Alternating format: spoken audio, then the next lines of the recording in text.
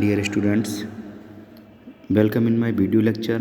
Students, today in this class of computer network we will discuss about the next topic, that is email message format.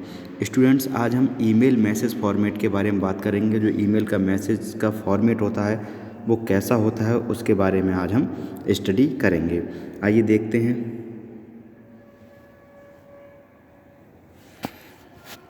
Electronic mail, जैसे हम email कहते हैं, is one of the most widely use service of the internet पर सबसे ज़्यादा use होने वाली service है। This service allow an internet user to send a message in a formatted manner, यानी कि किसी इंटरनेट यूज़र को एक फॉर्मेटेड मैनर में मैसेज भेजना हो तब हम ईमेल का यूज़ करते हैं। Message in the mail not only contain text but it also contain image, audio and video data.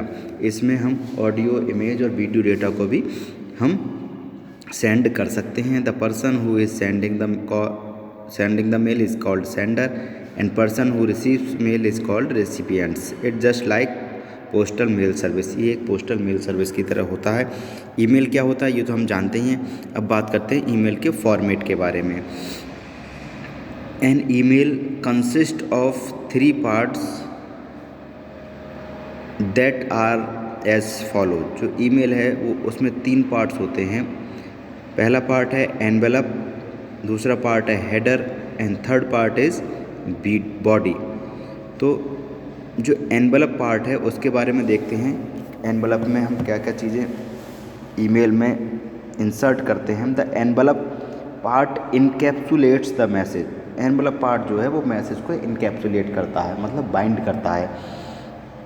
ठीक है, जैसे एनवेलप का मतलब आपने सुना होगा, एनवेलप एक लिफाफे को कहते हैं जिसमें हम किसी चीज़ को एक इनकैप्सुलेट करते हैं। उसी तरीके से यहाँ भी ईमेल के अगर रिगार्डिंग हम बात करें तो एनवेलप भी क्या करता है, जो मैसेज होता है उसे इनकैप्सुलेट करता है। It contains all information that is required for sending any email such as destination address, priority and security level.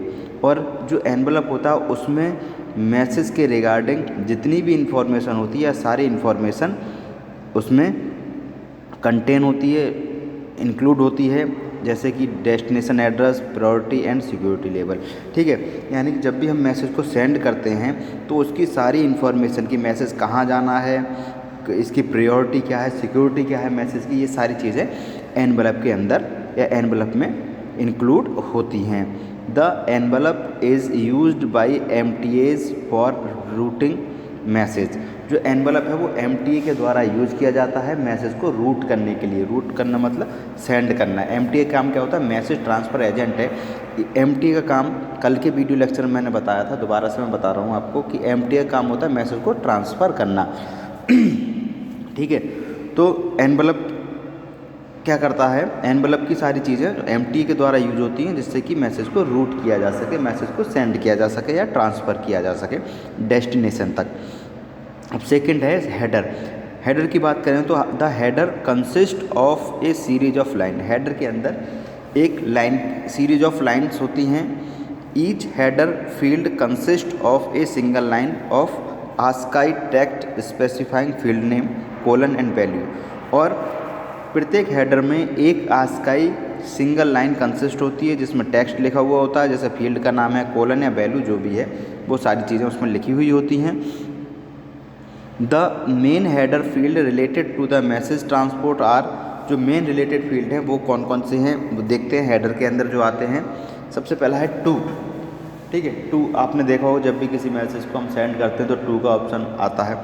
ठीक है, टू का मतलब है it specify the DNS address of the primary recipients. मतलब जिसको हमें मैसेज सेंड करना है, ठीक है, उसका एड्रेस हम टू में लिखेंगे, यानी रेसिपिएंट्स जो मैसेज को रिसीव करेगा उसका प्राइमरी एड्रेस। जैसे मान लीजिए मेरी ईमेल आईडी जो है वो क्या है, एक मान लीजिए डोमेन नेम है, डोमेन नेम एड्रेस है, आपको मैसेज सेंड करना है मेरी ईमेल आईडी पर। तो आप टू की जगह मेरी ईमेल आईडी जो कि DNS एड्रेस है मेरा, वो आप बाहर लिखेंगे तब मैसेज मेरे पास आएगा। यानी टू जो क्या है वो स्पेसिफाई करता है DNS address of the primary recipients. मतलब जो प्राइमरी रेसिपिएंट्स है यानी कि उसका DNS एड्रेस स्पेसिफाई होता है टू में।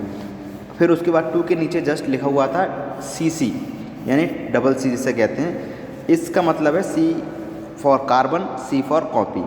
It refers to carbon copy. CC का मतलब है कार्बन कॉपी, यानी कि उसी मेल को हम किस किस और के यहाँ उसकी कॉपी भेजना चाह रहे हैं वो कार्बन कॉपी होती है। नहीं, सेकेंडरी रेसिपिएंट्स जो होते हैं, मतलब प्राइमरी रेसिपिएंट्स के अलावा और जिसको हम भेजना चाह रहे हैं वो हम CC कर सकते हैं, यानी कि कार्बन कॉपी उसकी हम सेंड कर सकते हैं। तो it refers to carbon copy. It specifies address of secondary recipients, और ये सेकेंडरी रेसिपिएंट्स के एड्रेस को स्पेसिफाई करता है। थर्ड है BCC। BCC का मतलब है it refers to blind carbon copy. BCC का मतलब है blind carbon copy. It is very similar to CC। ये कार्बन कॉपी की तरह ही सिमिलर होती है, लेकिन the only difference between CC and BCC is that it allows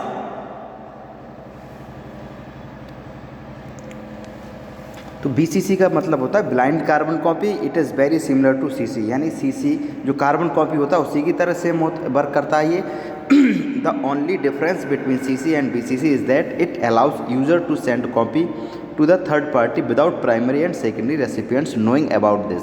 तो इसमें क्या होता है BCC में कि प्राइमरी और सेकेंडरी रेसिपिएंट जो होते हैं वो नहीं जानते हैं कि ये कॉपी किसको जा रही है। तो थर्ड पार्टी को जब हमें कॉपी सेंड करनी हो तब हम BCC में उसका एड्रेस, डेस्टिनेशन एड्रेस लिखेंगे, यानी DNS एड्रेस उसका हम लिखेंगे। देन फोर्थ है from. It specifies name of person who wrote message. जो फ्रॉम का मतलब है इसमें उस पर्सन का नाम स्पेसिफाई होता है जो मैसेज को लिख रहा है, ठीक है, हु रोट मैसेज। और फिफ्थ में क्या होता है sender. It specifies email address of person who has sent message. और सेंडर में उस पर्सन का ईमेल एड्रेस आएगा जो मैसेज को सेंड कर रहा है। और रिसीव्ड में क्या आएगा, it refers to identify the sender's data and also time message was received. और ये रिसीव्ड में क्या आएगा, ये सेंडर का डेटा को आइडेंटिफाई करेगा रिसीव्ड होने बाद, और मैसेज रिसीव हो गया उसका टाइम को भी आइडेंटिफाई करेगा। It also contain the information which is use to find bug in routing system. और रूटिंग सिस्टम में जो भी बग्स हैं उनकी इन्फॉर्मेशन को भी ये कंटेन करता है। ओके, उनकी इन्फॉर्मेशन को ये कंटेन करता है। अब बात करते हैं रिटर्न पाथ। रिटर्न पाथ क्या होता है, it is added by message transfer agent. ये मैसेज ट्रांसफ़र एजेंट के द्वारा ऐड किया जाता है। This part is use to specify how to get back to the sender. ये जो पार्ट है वो ये स्पेसिफाई करता है कि कैसे सेंडर तक बैक हो, कि सेंडर के पास तक जाएं, ठीक है। तो ये हो गया हेडर का पार्ट। अब बॉडी में क्या होता है, the body of a message contains text that is actually content message that need to be sent. यानी बॉडी में क्या होता है, वो टेक्स्ट या वो कंटेंट होता है जो हम मैसेज भेजना चाह रहे हैं, ठीक है। Such as employees who are eligible for the new health care program should contact their supervisor by next Friday if they want to switch। यानी ये मान लीजिए ये मैटर मैंने लिखा है, ये क्या है, ये एक टेक्स्ट है, ये कंटेंट है, ये मैसेज जो हमें किसी को भेजना है, तो ये बॉडी कहलाएगी उस मैसेज की, ठीक है। द मैसेज बॉडी आल्सो में इंक्लूड सिग्नेचर्स और ऑटोमेटिकली जनरेटेड टेक्स्ट। जो मैसेज बॉडी है वो सिग्नेचर को भी इंक्लूड करती है और ऑटोमेटिकली जनरेटेड टेक्स्ट को भी इंक्लूड करती है। That is inserted by the sender email system, जो कि सेंडर के ईमेल सिस्टम के द्वारा इंसर्ट किया जाता है। तो ये 3 पार्ट हुए, एनवेलप, हेडर एंड बॉडी। अब बात करते हैं हेडर में जो चीज़ होती है उसका मतलब क्या है। हेडर में हम जब भी आएंगे तो हमें सबसे पहली चीज़ मिलेगी टू का मतलब है प्राइमरी रेसिपिएंट्स के एड्रेस को या ईमेल एड्रेस को स्पेसिफाई करता है। CC का मतलब कार्बन कॉपी होता है, इसमें हम email address of secondary recipients का ईमेल एड्रेस लिखते हैं। और BCC में क्या है, email address of blind carbon copy, यानी थर्ड पार्टी को हमें मैसेज सेंड करना होता है तब हम उसका ईमेल एड्रेस BCC में लिखते हैं। फ्रेम का मतलब होता है पर्सन और people who have created a message. जिसने मैसेज क्रिएट किया है उस पर्सन का जो नेम है वो फ्रॉम में आएगा। एंड सेंडर का मतलब है email address of the actual sender, मतलब जिसने मैसेज प्रिपेयर किया है या जो मैसेज सेंड करना चाह रहा है उसका ईमेल एड्रेस सेंडर के पार्ट में इंक्लूड होता है। देन रिसीव्ड का मतलब है it is used to specify how to get back to the sender. Received का मतलब है कैसे सेंडर तक बैक पहुँचे, वापस पहुँचे, वो रिसीव होल्ड करता है, स्पेसिफाई करता है। And last is return path. Return path का मतलब है it can be use to identify a path back to the sender, यानी कि सेंडर तक वापस जाने के लिए पाथ को आइडेंटिफाई करने के लिए यूज़ होता है। अब in addition to above discussion field the header में also contain a variety of other field.